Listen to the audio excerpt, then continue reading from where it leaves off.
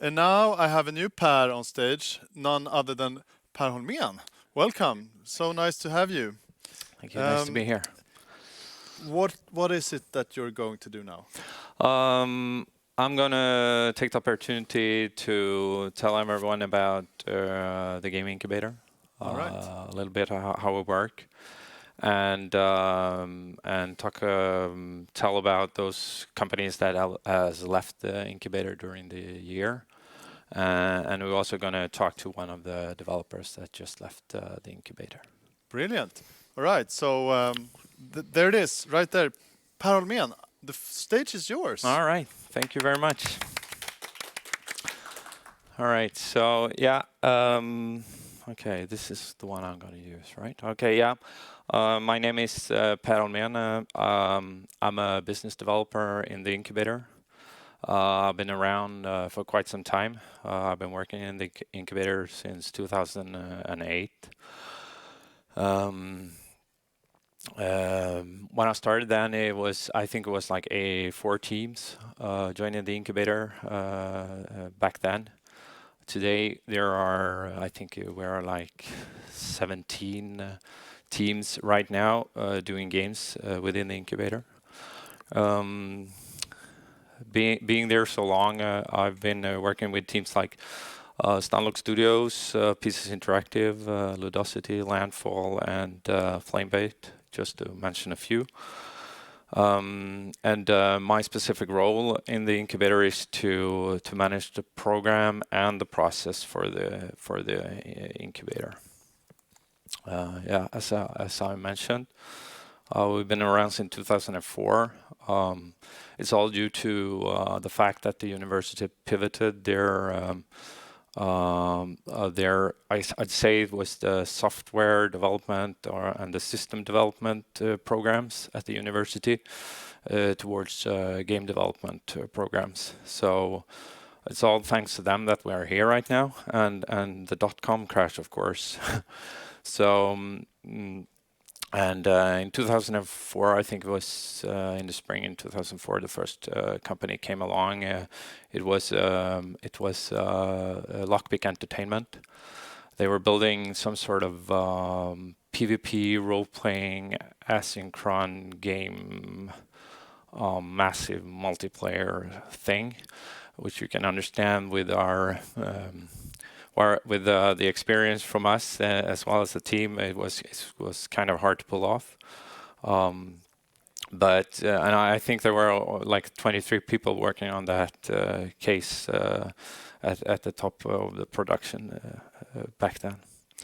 So yeah, we've learned a lot since then, of course. We've been around helping some more than 100 startups. Along the way. Of course, not everyone has succeeded. It's a risky business, at least to say. And we've created some more than 500 jobs during this time, I would say. I'd say probably more. But as we usually come out saying, yeah, and who's interested in that? Of course, that's our funders and financiers. Those are the Vinnova, who is the government initiative working with innovation. They are funding our program as well as the region of Västra Götaland, along with Skövde, of course, as a really good partner. And as well as Skövde, the municipalities around Skövde in the former region of Skaraborg. We also have some funding from the European Union, funding our program in Gothenburg, working with equality as a main focus. How to get more women into the business. I also would like to because there's always some sort of maybe there's some, like not misunderstanding, but we're part of the Sweden Game Arena as the umbrella organization as it is. We're one of the partners and the part of the incubator of the Sweden Game Arena. Yeah, and in order to get funding from those those entities up here on stage, you need to have a process, and this is our process that we have built the last like 2 years, and iterating on constantly to make it better. So it starts off with a verification phase, followed by a business phase, a venture phase, and then an exit. And we also have like the verification phase is designed to handle juniors or like people that are not like new to the business. So we need them to go through the verification phase at first. We're also able to put seniors directly into the business phase if we find that suitable. And also in the venture phase, we can also look at put in some veterans. We only work with teams that are located in Sweden due to our financing, and due to our financing, we also we do not take any equity. We do this for the benefit of the country, for the country of Sweden, as well as the region. We want to create jobs. And if you look at Vinnova, they want us to create IP and companies that stands out in the global market, like Coffee Stain, who has got a tremendous success with the goat, as presented in the video from Dataspelsbranschen. A really great video, by the way. It's awesome, I'd say. So let's have a look at the first phase here. We do work with the lean startup philosophy, or the methodology, which talks about build, measure, learn. We want the companies to come up first, really fast with building something that they can show off pretty early, in order to measure traction and collect data, because we want them to be sure that what they're doing actually has a market and an interest out there. We've been talking with Landfall during earlier today, and I would say that Landfall excel at this. They're like super agile, because if you really want to master this this build, measure, learn loop, you need to be really fast, and you have to be able to collect the data and understand from it. So I know that this is in their DNA, that they've always been working like that. I know Wilhelm and Petter has told that if they don't get the traction that they need or want, they scrap the project, and that's what we also want our incubatees to do, because there's no good building a product that only a few customers will enjoy down the line. You will invest way too much money in your own time, and we will also invest way too much time and money of the taxpayers, because that's the way that we are funded, right? So the build, measure, learn loop is what we want them to understand really early into this in this process.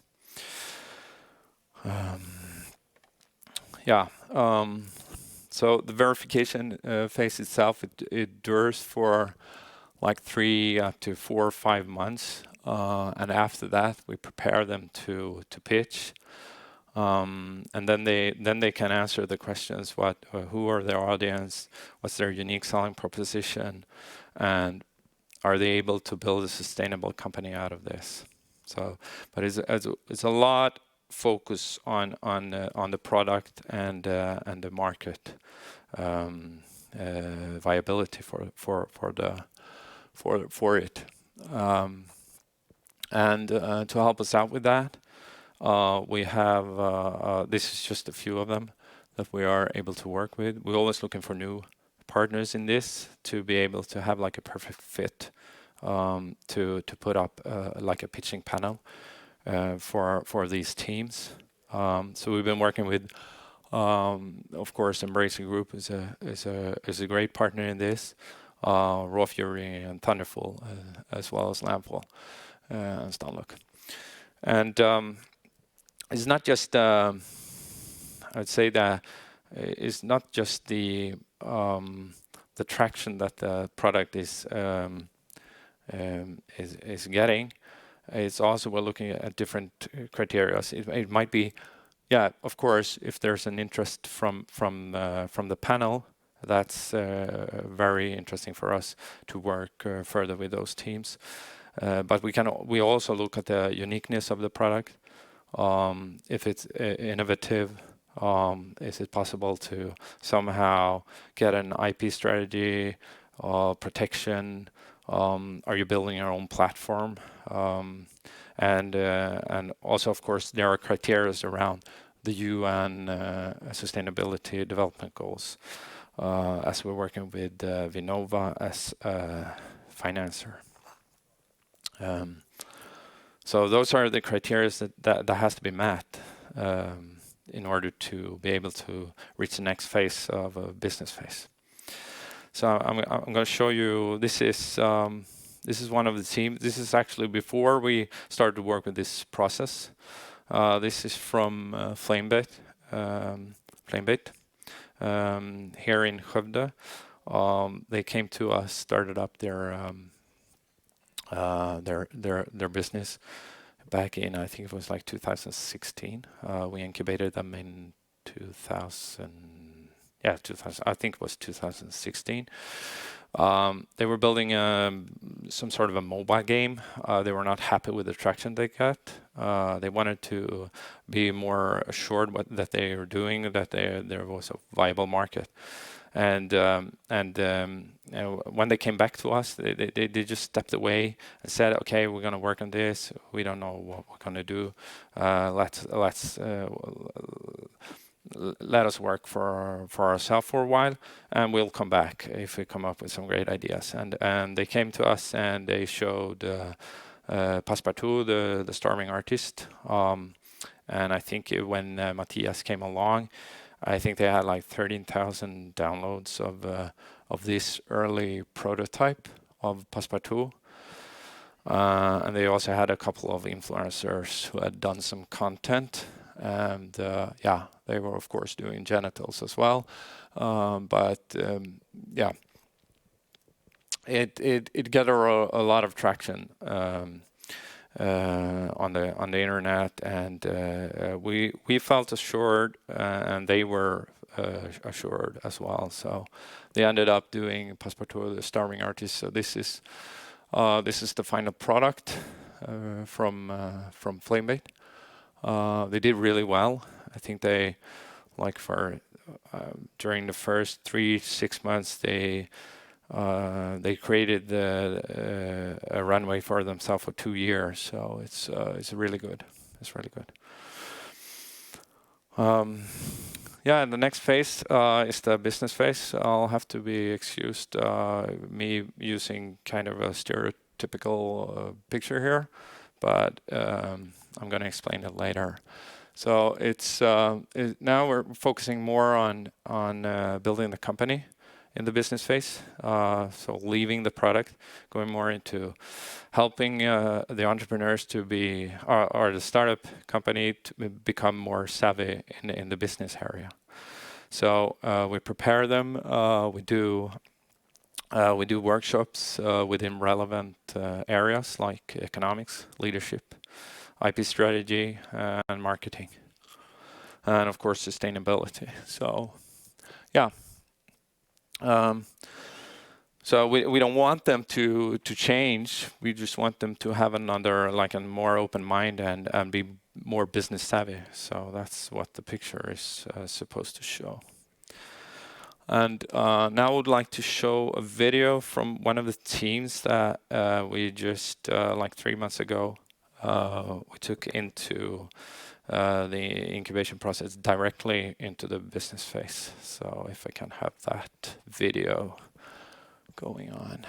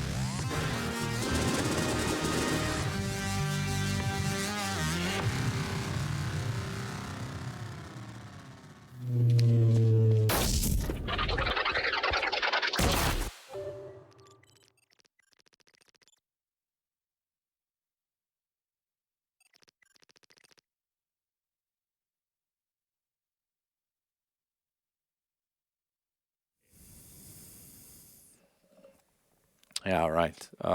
Yeah. This team, we decided to accept them on the fact that they are working on Unity dots. They are pretty pretty experienced. One of them coming from Stunlock, working there for a long, long time. And there's only a two-man team, and they have a runway for at least a long time, able to get the game out. So we wanted to work with them, and one of the criteria is the innovative working in the front end with Unity. So they can get a lot of traction.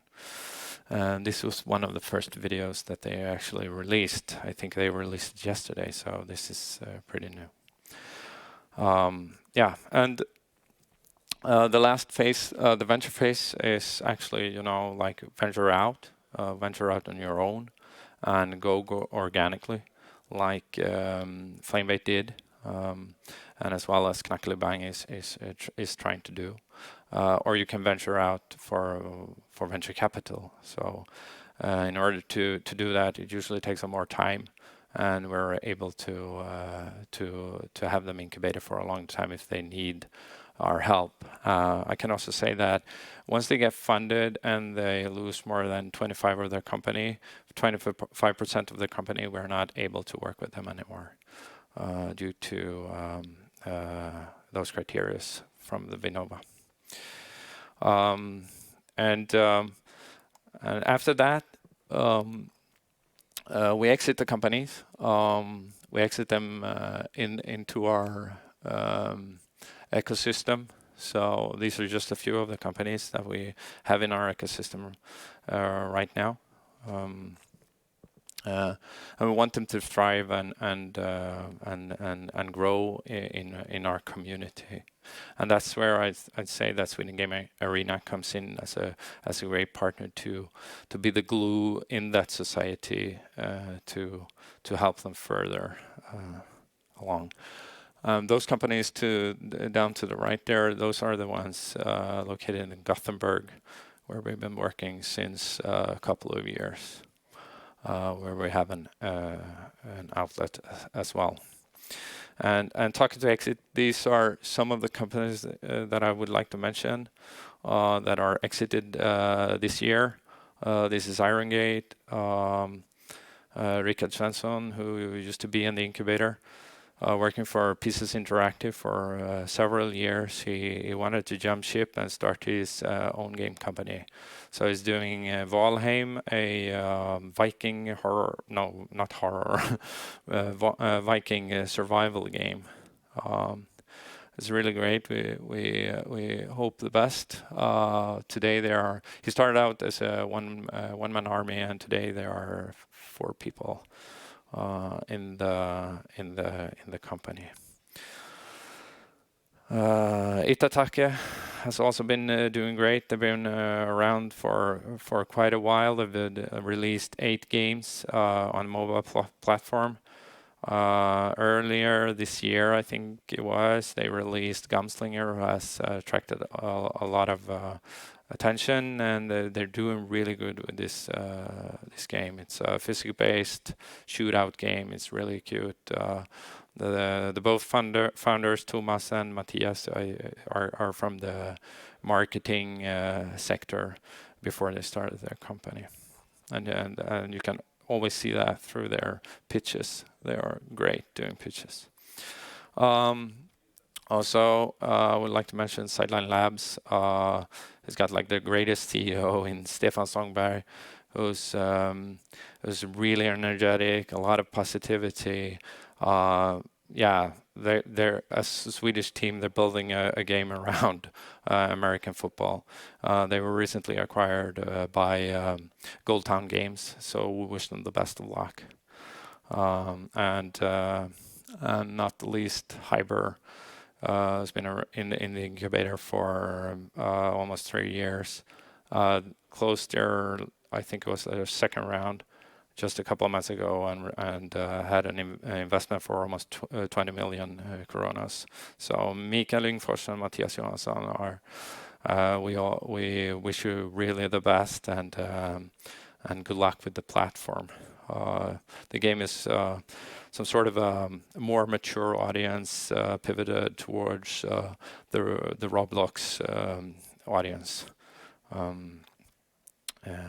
in Gothenburg.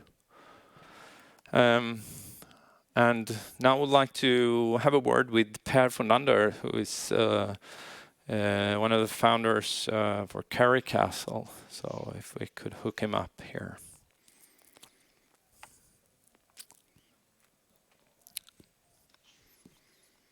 Hello, everyone. Can you hear me? Yeah, I can hear you. Hi, Per. How's it going? It's going really good. All right, great that there's no technical disturbances here. So, all right. So, tell us about your experience within the incubator and in the games business. You've been around for quite a while. Well, I guess so. I think we started in a Game Incubator 2017, and now we exited the incubator mostly because we wanted our own office space. Was one of the main reasons, I think, and also because we had been there for the time you were supposed to be there. I think. I think my time here at the incubator has been really great. Like, it's basically.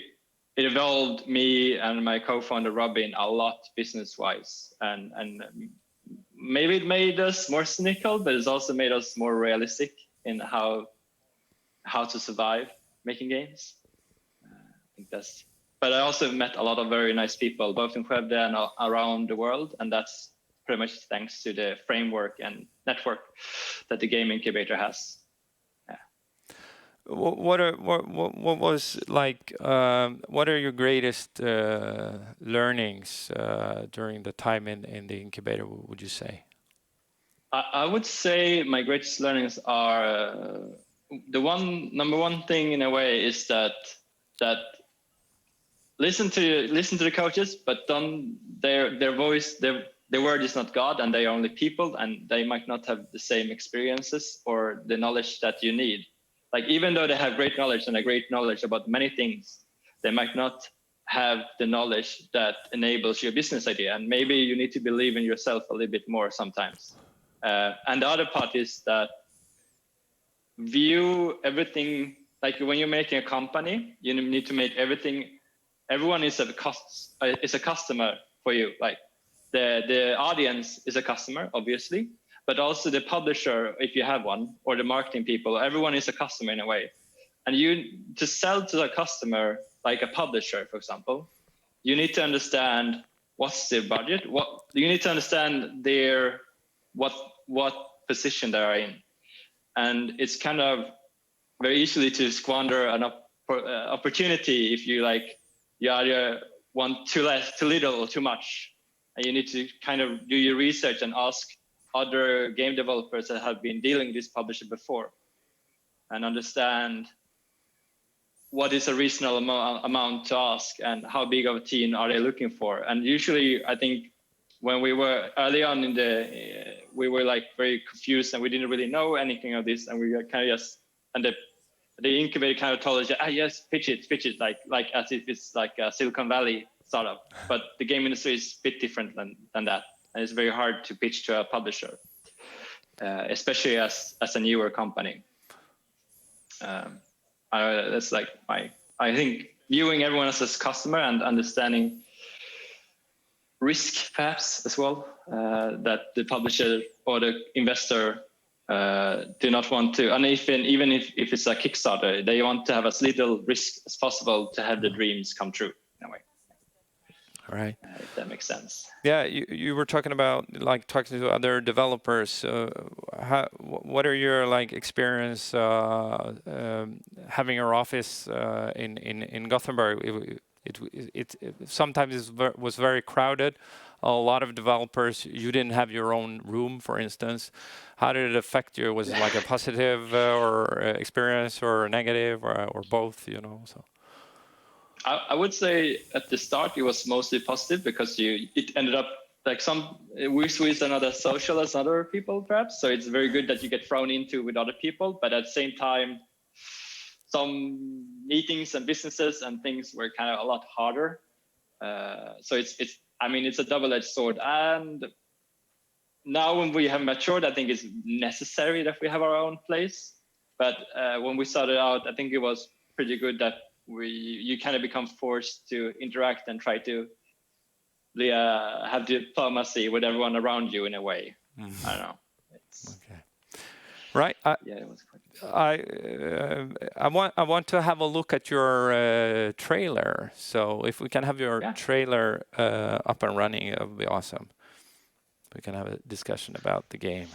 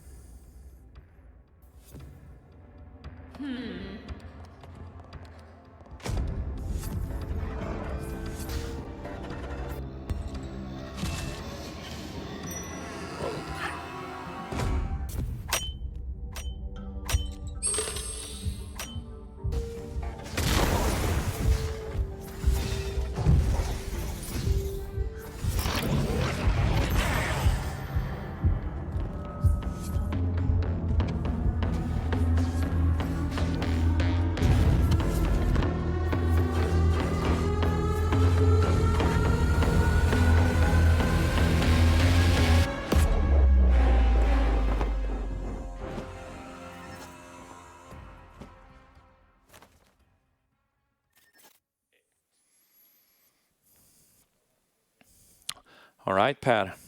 It looks great and kind of scary. Tell us about the game. What is that? Oh, yeah. So this is Source of Madness, kind of like a passion project for me, where I really want to get into world building a lot.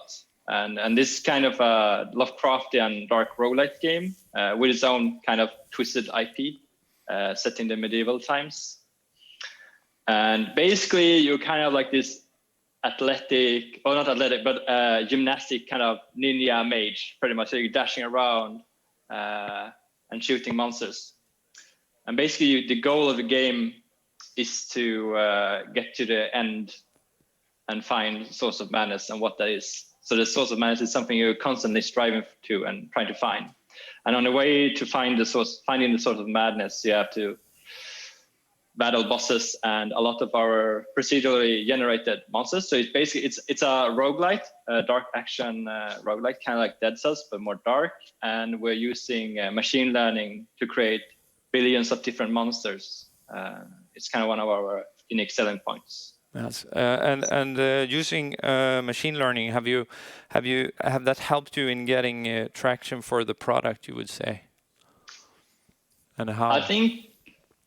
I think that the art style is also using machine learning, and that has helped us a lot, maybe even more. But I think initially, I think we got more traction because we had an interesting concept, like the billions of monsters is something that our publishers really like.